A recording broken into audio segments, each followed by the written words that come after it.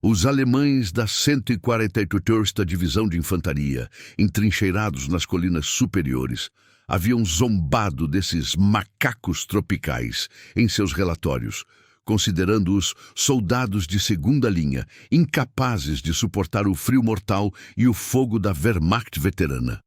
Até mesmo alguns oficiais americanos do Quarto Corpo, embora aliados, duvidavam silenciosamente da capacidade de combate desses novatos sul-americanos. Mas naquela madrugada, algo extraordinário estava prestes a acontecer. Algo que deixaria alemães literalmente sem palavras e transformaria para sempre a percepção sobre o soldado brasileiro. Antes de continuar com essa história incrível, se inscreva agora no canal e ative o sininho para não perder nenhum episódio sobre os heróis esquecidos da FEB. Curte esse vídeo e deixa nos comentários se você conhecia essa história surpreendente da Segunda Guerra Mundial. O cenário era de uma complexidade brutal. A Força Expedicionária Brasileira, composta por cerca de 25 mil homens, havia desembarcado na Itália em julho de 1944, integrando o 5º Exército Americano comandado pelo general Mark Clark.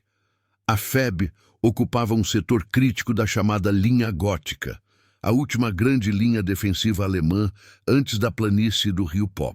O terreno era um pesadelo militar. Montanhas íngremes cobertas de neve e gelo, vales estreitos onde ecoavam os estampidos da artilharia e um frio que chegava a 15 graus negativos. Os alemães, sob o comando do marechal Albert Kesselring, haviam fortificado cada colina, cada vilarejo, transformando-os em fortalezas quase inexpugnáveis. Posições como Monte Castelo, Monte Belvedere e Castel Nuovo eram defendidas por soldados experientes, muitos veteranos das campanhas na Rússia, equipados com metralhadoras MG-42, morteiros pesados e artilharia bem posicionada. Do lado brasileiro, os pracinhas, como eram carinhosamente chamados, receberam um treinamento intensivo nos Estados Unidos antes do embarque, onde aprenderam táticas modernas de infantaria, uso de comunicações por rádio e coordenação com apoio aéreo. Foram equipados com armamento americano, fuzis M1 Garand, metralhadoras Browning calibre .30 e .50, bazucas e granadas. A artilharia brasileira, considerada excepcional, usava obuses de 105 mm e 155 mm. Os oficiais brasileiros, muitos formados pela Escola Militar do Realengo, demonstravam competência tática, mas a verdadeira prova viria sob fogo real. Entre esses homens estava o capitão Armando Ferreira, um oficial paulista de 32 anos, médico formado pela USP antes de se alistar, que comandava não apenas seu pelotão de infantaria, mas também atuava como médico de campo quando necessário. Alto, magro, com olhos penetrantes que pareciam enxergar além do visível, Ferreira carregava no peito não apenas as insígnias militares, mas uma profunda convicção humanitária. Ao seu lado, o sargento Mário Costa, um gaúcho de voz grave e mãos calejadas, ex-trabalhador rural de Pelotas, que liderava os homens com uma mistura de dureza e afeto paternal. E havia também o soldado Joaquim Santos, um pernambucano de apenas 21 anos, magro como um galho seco, mas com uma pontaria que impressionava até os atiradores americanos mais experientes. Esses três, junto com dezenas de outros pracinhas cujos nomes a história esqueceu, estavam prestes a protagonizar um ato de humanidade tão extraordinário que desafiaria todas as expectativas sobre o que significava ser soldado. Os alemães os viam como selvagens desorganizados, indignos de respeito militar. Relatórios da Wehrmacht capturados posteriormente revelavam descrições desdenhosas. Tropas latino-americanas sem disciplina germânica provavelmente fugirão ao primeiro contato sério. Os americanos, pragmáticos e focados em resultados, mantinham expectativas cautelosas. Oficiais como o coronel Thomas Howard, do 370 do Regimento de Infantaria americano, que operava no setor adjacente, admitiriam depois que duvidavam. Pensávamos que seriam bons para patrulhas leves, nada mais. Mas os pracinhas carregavam algo que não estava nos manuais militares nem nos equipamentos modernos. Uma essência brasileira forjada na diversidade, na capacidade de adaptação e numa humanidade que nem a brutalidade da guerra conseguiria apagar. Nas noites gélidas das trincheiras, enquanto o vento uivava como lobos nas montanhas, eles improvisavam canções, dividiam os últimos cigarros americanos, aqueciam café em latas de munição transformadas em fogueiras discretas. O medo estava sempre presente, como poderia não estar. Muitos jamais haviam disparado uma arma em combate real até semanas atrás. O primeiro contato com o fogo alemão, aquele zunido das balas traçantes cortando o ar, os gritos dos feridos, o cheiro de carne queimada, tudo isso deixara marcas profundas. Soldados escreviam cartas para casa que talvez nunca chegassem, falando de saudades do Nordeste seco, do Sul verdejante, do Rio de Janeiro ensolarado. Saudades das mães, das namoradas, dos filhos pequenos que mal conheciam. Saudades do Brasil, tão distante e tão presente em cada pensamento. Mas havia também uma determinação feroz, quase irracional. Provar que o Brasil merecia estar ali. Provar que podiam lutar lado a lado com as maiores potências do mundo. Provar que não eram inferiores a ninguém. Os alemães, entrincheirados em suas posições fortificadas, não conseguiam compreender essa mentalidade. Para eles, guerra era ciência, números, logística, táticas prussianas testadas em séculos de conflitos europeus. Como aqueles brasileiros vindos de um país sem tradição militar europeia poderiam representar ameaça real? Documentos alemães capturados mostravam uma condescendência quase paternal. Um tenente-coronel da 212ª Divisão de Infantaria anotara em seu diário: "Os brasileiros tentam imitar os americanos, mas falta-lhes a dureza necessária. Serão quebrados facilmente." Essa subestimação seria fatal. Já os americanos observavam com uma mistura de curiosidade e ceticismo pragmático. Haviam fornecido equipamento, treinamento, apoio logístico. Mas, no íntimo, muitos oficiais americanos viam a FEB como um símbolo político mais do que uma força de combate efetiva. A verdadeira guerra, pensavam, seria vencida pelas divisões americanas experientes e pela máquina industrial dos Estados Unidos. Os brasileiros eram bem-vindos, claro, mas seriam realmente confiáveis sob pressão extrema? Essa dúvida pairava nas conversas dos quartéis-generais, nas mensagens cifradas trocadas entre comandantes. Então, vieram as primeiras operações que começaram a mudar essas percepções. Em meados de novembro, durante uma patrulha de reconhecimento no Vale de Reno, o pelotão do sargento Costa foi surpreendido por uma emboscada alemã.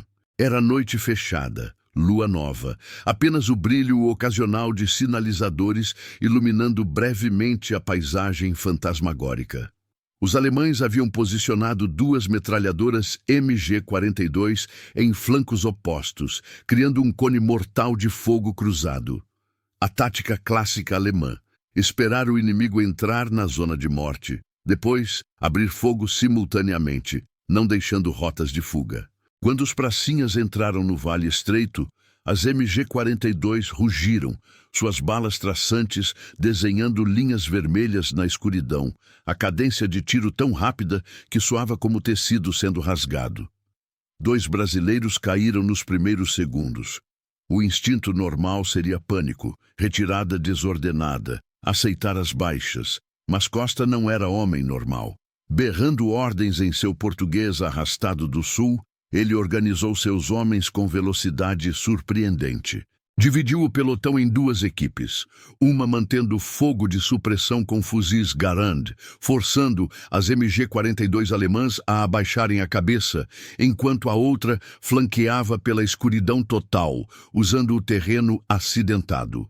Comunicação por rádio SCR-300, aquele equipamento pesado, mas revolucionário, permitiu coordenação precisa. Em 15 minutos de combate feroz, os brasileiros haviam silenciado ambas as metralhadoras alemãs. Como? Granadas de mão lançadas com precisão mortal nos ninhos inimigos, seguidas de rajadas de submetralhadora Thompson.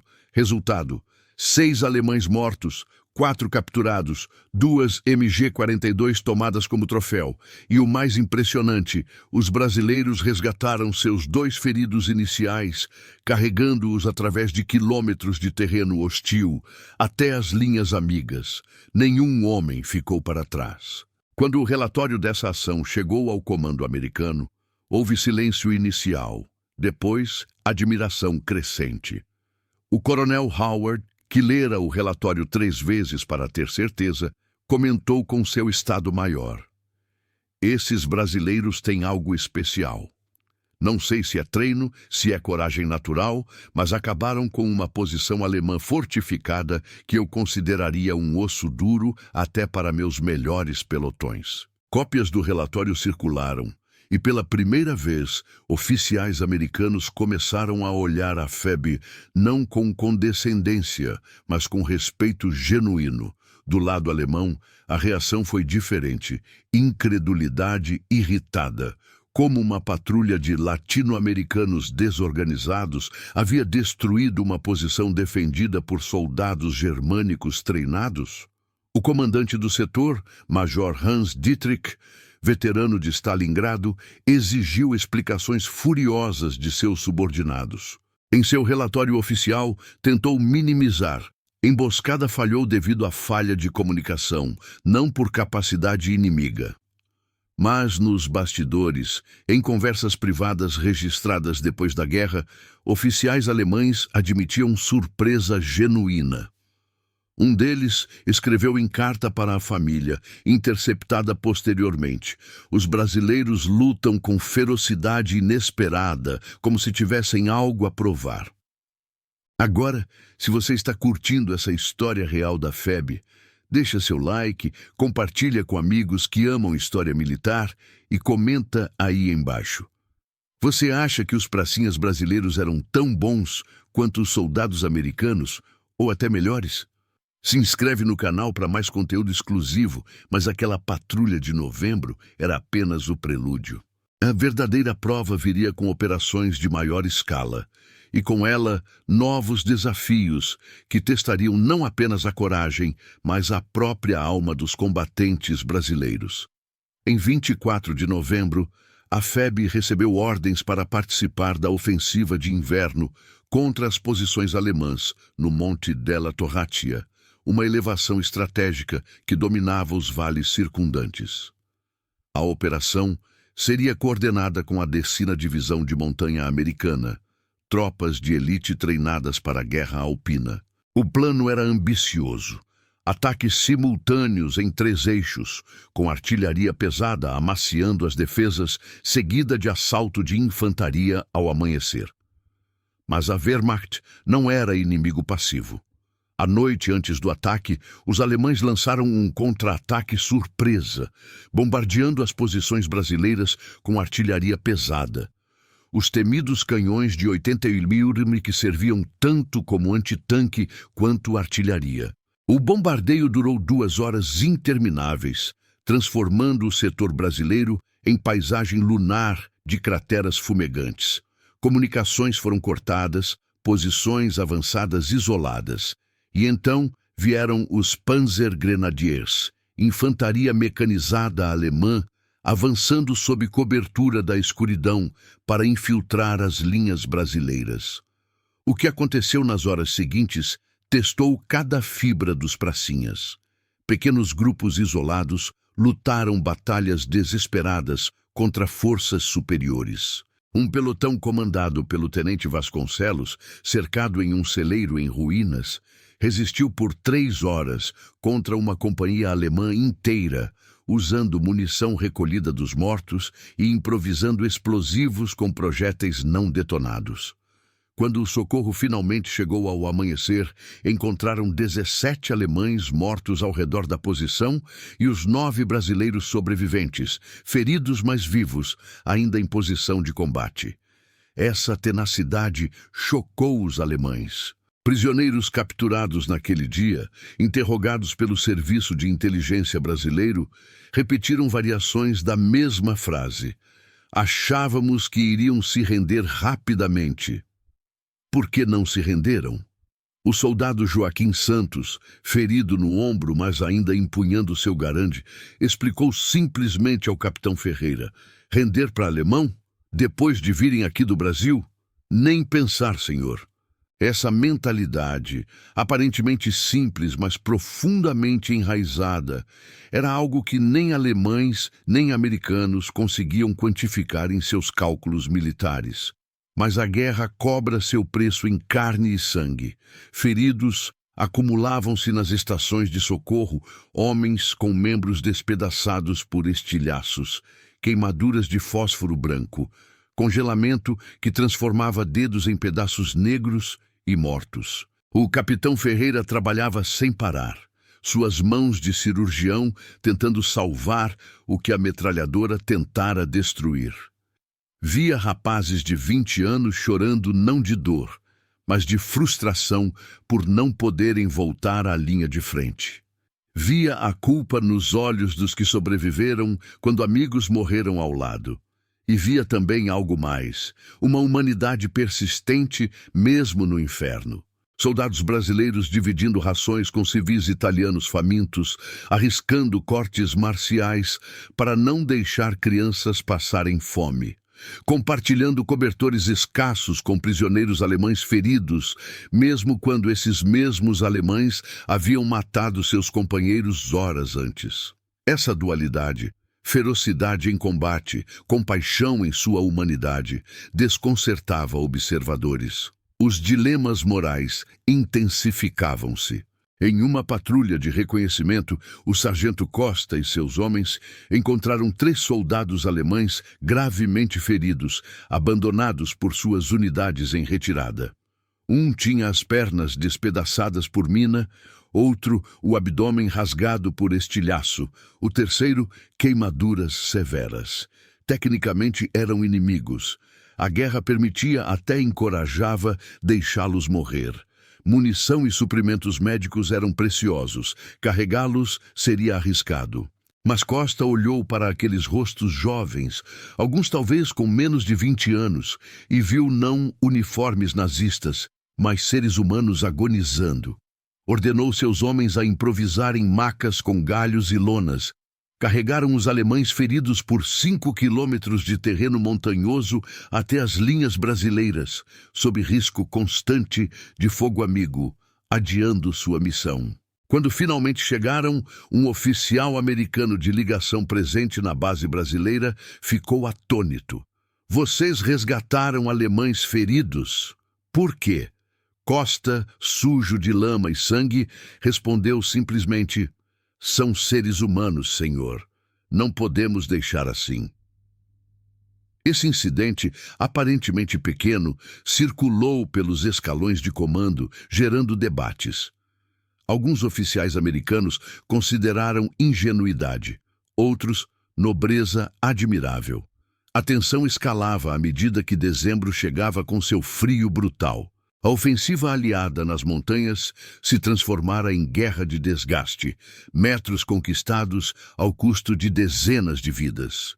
O Monte Castelo, objetivo estratégico crucial, resistia a todos os assaltos. A FEB lançou 2 ataques em novembro, ambos repelidos com pesadas baixas pela defesa alemã magistralmente organizada. Campos minados invisíveis sob a neve, arame farpado escondido, ninhos de metralhadora em posições mutuamente apoiadas, morteiros zerando coordenadas de aproximação. Os alemães haviam transformado aquela montanha em fortaleza quase inexpugnável. Cada ataque brasileiro era rechaçado com fogo devastador. Soldados avançavam, caíam, os sobreviventes recuavam carregando feridos. Moral começava a sofrer. Sussurros de que o castelo era invencível circulavam pelas trincheiras. Oficiais americanos, pressionados por Mark Clark para resultados rápidos, questionavam se os brasileiros tinham capacidade para aquela missão. Alguns sugeriam retirar a FEB daquele setor, substituí-la por tropas americanas mais experientes. Mas os brasileiros recusaram-se a desistir. Estudaram o terreno obsessivamente, capturaram prisioneiros e os interrogaram sobre detalhes das defesas, ajustaram táticas. O major Ciseno Sarmento, comandante do 1º Batalhão do 6º Regimento de Infantaria, trabalhou estreitamente com oficiais americanos de artilharia para planejar barragens de fogo mais precisas. Patrulhas noturnas arriscadas mapearam campos minados, identificaram pontos fracos. A cooperação Brasil-EUA intensificou-se. Instrutores americanos dos Rangers e da 10ª Divisão de Montanha vieram treinar técnicas de assalto alpino específicas. Pracinhas ensinaram aos americanos táticas de sobrevivência em ambiente hostil, aprendidas no sertão brasileiro, adaptadas para a neve italiana. Forjava-se uma irmandade de combate, transcendendo nacionalidades. GIs americanos e pracinhas brasileiros dividiam foxholes gelados, compartilhavam histórias de casa, aprendiam palavrões, um na língua do outro. Enquanto isso, nas posições alemãs, a perspectiva era diferente. Relatórios de inteligência da Wehrmacht começavam a mudar de tom.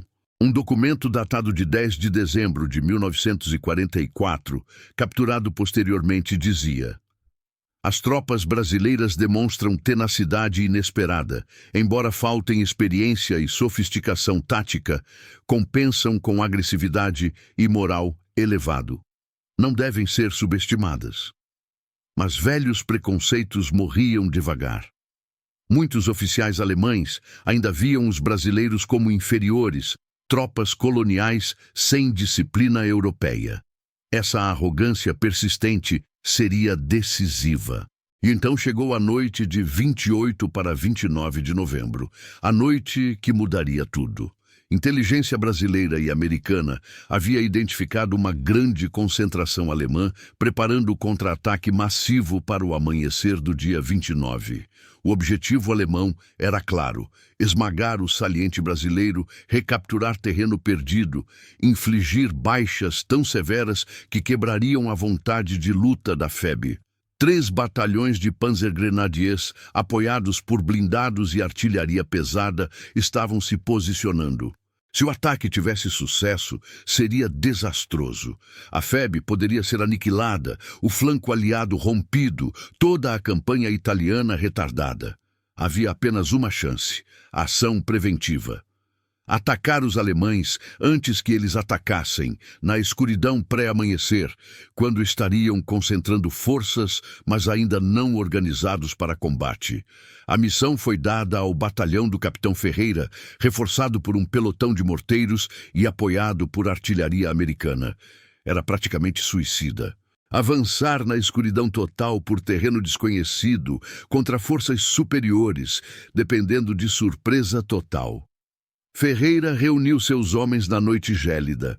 Não fez discursos grandiosos, apenas disse: rapazes, se não pararmos eles agora, vão nos destruir ao amanhecer. Vão matar nossos amigos, vão esmagar tudo que construímos aqui. Não vou mentir, é perigoso pra caramba. Mas se alguém pode fazer isso, somos nós. Quem está comigo? Não houve hesitação. Até feridos leves insistiram em participar. Às 3 da madrugada, 200 homens começaram a avançar silenciosamente pela escuridão. A infiltração foi obra-prima de operação de infantaria. Movendo-se em coluna única, comunicando por sinais de mão e sussurros, evitando sentinelas alemãs por metros, os brasileiros penetraram profundamente nas linhas inimigas. O soldado Santos, cuja audição aguçada detectava movimento a distâncias impressionantes, liderava como batedor, identificando e neutralizando silenciosamente sentinelas isoladas. A tensão era insuportável. Cada galho quebrado, cada pedra deslocada poderia alertar os alemães. Suor congelava nos rostos, apesar da temperatura abaixo de 0. Corações batiam selvagemente, mas avançaram, metro por metro. Às 4h30, alcançaram posição de assalto a apenas 100 metros das concentrações alemãs. Ferreira, usando um rádio SCR-300, sussurrou coordenadas para a artilharia americana. Às 4h40, o inferno se abriu. Dezenas de obuses de 105 mm começaram a cair sobre as posições alemãs. Explosões iluminando a noite como relâmpagos contínuos, terra e neve voando. Por 5 minutos, a artilharia martelou impiedosamente. Então, silenciou abruptamente. Era a hora do assalto. Os brasileiros explodiram da escuridão gritando, fuzis trovejando, granadas voando. Os alemães, pegos totalmente de surpresa, ainda tentando se organizar após o bombardeio, responderam caoticamente. Foi combate brutal, selvagem, a queima-roupa. Baionetas reluziam na luz fraca do amanhecer começando. O sargento Costa, empunhando uma metralhadora Bar, avançava como furacão, ceifando tudo à frente. Santos, com precisão sobrenatural, derrubava oficiais alemães que tentavam organizar defesa. Ferreira, pistola em uma mão e granadas na outra, liderava do fronte, não de trás. Por 30 minutos, foi combate do tipo mais primitivo e feroz. Homens lutando metros um do outro, vendo os olhos dos que matavam. Sons de metal contra carne, gritos de dor e raiva, explosões, tiros. A fumaça e poeira cobriam tudo. Mas lentamente, inexoravelmente, os alemães recuavam, sua organização destruída, comando descapitado, vontade de luta quebrada pela fúria do ataque inesperado. Quando o sol nasceu finalmente sobre as montanhas italianas, iluminando a carnificina, os brasileiros controlavam o campo de batalha. Mas o que encontraram foi devastador. Dezenas de alemães mortos, sim, mas também dezenas de feridos gravemente, gemendo em agonia, sangrando na neve tingida de vermelho. Jovens soldados, muitos adolescentes, com ferimentos horríveis, pernas arrancadas, vísceras expostas, rostos queimados. O ataque havia sido tão rápido e brutal que os alemães não tiveram tempo de evacuar seus feridos. E foi então que aconteceu o extraordinário, o que deixaria alemães literalmente sem palavras e definiria para sempre o caráter da FEB. Ferreira, médico e soldado, olhou para aquela cena de horror e tomou uma decisão. Ordenou cessar fogo total. Ordenou seus homens exaustos e ainda em adrenalina de combate a largarem armas e pegarem kits médicos. Vamos tratar esses feridos, ele disse. Todos eles, nossos e deles, não importa. Houve olhares incrédulos. Mas, capitão, são alemães! Protestou um soldado. Ferreira virou-se, seus olhos queimando. São seres humanos agonizando. Somos soldados, não assassinos. Vamos fazer o que é certo. E fizeram. Pelo resto daquela manhã e tarde, pracinhas brasileiros, junto com paramédicos americanos que chegaram depois, trabalharam freneticamente para salvar alemães feridos. Aplicaram torniquetes para estancar sangramentos, administraram morfina para dor insuportável, enfaixaram ferimentos, improvisaram macas. Ferreira operou no campo, sob sol fraco do inverno, fazendo cirurgias de emergência com instrumentos básicos, salvando vidas que deveriam ter se perdido. O sargento Costa e seus homens carregaram feridos alemães, alguns pesando mais de 80 quilos com equipamento, por quilômetros até postos de socorro. Santos, o atirador que havia matado com precisão letal horas antes, segurava a mão de um soldado alemão adolescente morrendo, murmurando palavras reconfortantes em português que o alemão não entendia, mas cujo tom compassivo era universal. A cena era surreal. Italianos civis de vilas próximas, atraídos pelo silêncio após a batalha, vieram e testemunharam boquiabertos. Soldados brasileiros que haviam lutado ferozmente, agora salvando seus inimigos com igual ferocidade. Velhas italianas choravam, fazendo o sinal da cruz. Padres locais chegaram para oferecer últimos ritos, ficaram e ajudaram no resgate. Os próprios alemães feridos, quando perceberam que estavam sendo salvos por aqueles que consideravam inferiores, reagiram com choque. Muitos choraram, não de dor, mas de emoção incompreensível. Um jovem unteroffizier alemão, com ferimento abdominal grave, agarrou a mão de Ferreira enquanto era tratado e sussurrou em inglês quebrado: "Por quê? Por que salvar inimigos?" Ferreira respondeu simplesmente: "Porque é o certo. Porque somos humanos antes de sermos soldados." Ao final do dia, mais de 50 alemães gravemente feridos haviam sido tratados e evacuados para hospitais de campanha aliados. Muitos sobreviveram, que certamente teriam morrido sem intervenção. E algo mais foi evitado: um massacre.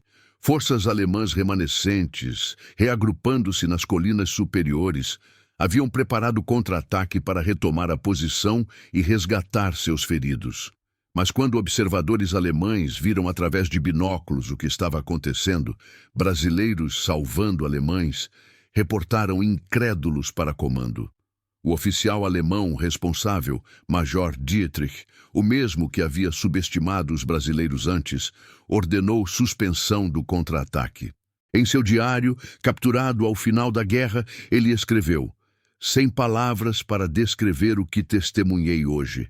Tropas brasileiras que considerávamos inferiores demonstraram honra e humanidade que envergonha muitos de nós. Não posso ordenar ataque contra homens salvando nossos feridos. Suspendi a operação. Essa decisão alemã salvou potencialmente centenas de vidas de ambos os lados, evitando uma batalha sangrenta ao amanhecer." A notícia do incidente espalhou-se como fogo. Correspondentes de guerra aliados, incluindo um repórter da revista Stars and Stripes do Exército Americano, cobriram a história. Manchetes nos Estados Unidos celebraram: "Soldados brasileiros demonstram nobreza em combate." No Brasil, jornais como O Globo e Correio da Manhã publicaram relatos detalhados, transformando a FEB em símbolos de honra nacional. No comando aliado, o general Mark Clark elogiou pessoalmente a FEB, escrevendo em ordem do dia: "As tropas brasileiras não apenas demonstraram excelência em combate, mas lembraram-nos dos valores pelos quais lutamos." O coronel Howard, anteriormente cético, tornou-se defensor vocal da FEB, exigindo mais suprimentos e suporte para os brasileiros. Oficiais da 15ª Divisão de Montanha Americana solicitaram treinamento conjunto com a FEB, reconhecendo-os como iguais. Mas talvez as consequências mais profundas foram entre os próprios alemães, prisioneiros capturados posteriormente, quando interrogados, frequentemente mencionavam o incidente. Muitos expressavam vergonha de terem subestimado os brasileiros, respeito relutante por inimigos que combinavam ferocidade em combate com compaixão em vitória. Relatos alemães pós-guerra, incluindo memorandos de Kesselring, reconheciam que a FEB era força de combate legítima e formidável. A subestimação morreu naquele dia, substituída por respeito caro ganho. Para os próprios pracinhas, as consequências foram mistas. Orgulho imenso por terem provado seu valor, tristeza pelas baixas sofridas. 19 brasileiros morreram naquele ataque. 37 ficaram feridos. Ferreira foi condecorado com medalhas brasileiras e americanas, mas pesadelo das cirurgias de campo o assombraria pelo resto da vida. Costa retornaria ao Brasil após a guerra, trabalharia sua terra no sul, raramente falaria de seus feitos. Santos perderia parte da audição devido a explosões, mas viveria até os 82 anos, orgulhoso de ter servido. A campanha italiana continuaria por meses. A FEB finalmente conquistaria o Monte Castelo em fevereiro de 1945, numa operação conjunta com a 10ª Divisão de Montanha Americana, que demonstrou coordenação perfeita entre aliados. Participariam da ofensiva final, que romperia a linha gótica. Perseguiriam alemães em retirada até a rendição em maio de 1945. Ao final, 451 pracinhas brasileiros haviam morrido em combate, milhares foram feridos. Mas legaram algo inestimável. Prova de que soldados brasileiros podiam lutar e vencer contra os melhores do mundo e fazê-lo mantendo humanidade e honra. A parceria Brasil-Estados Unidos, forjada naquelas montanhas geladas, tornou-se fundação de aliança estratégica duradoura.